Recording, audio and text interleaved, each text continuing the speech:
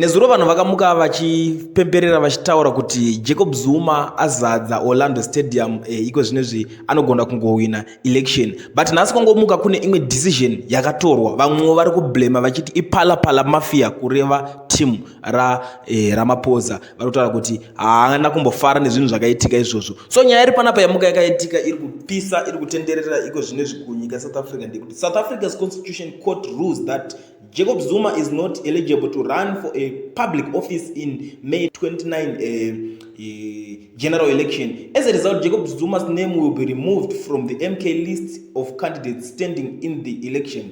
Zuma will now use these cards to might energize his base to go out and vote for his party.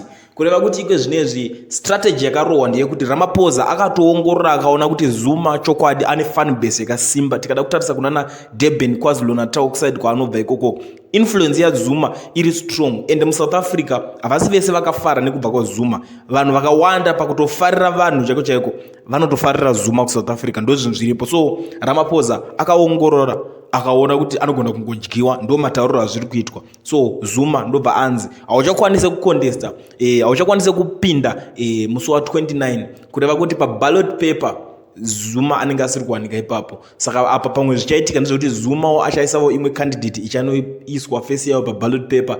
Candidate iyoyo ndo ichazosimbiswa naZuma kuti iende inovhoterwa nevanhu. Ndo zvimwe zvezvinhu zviri kuitika muZimbabwe, muAfrica muno muSouthern Africa.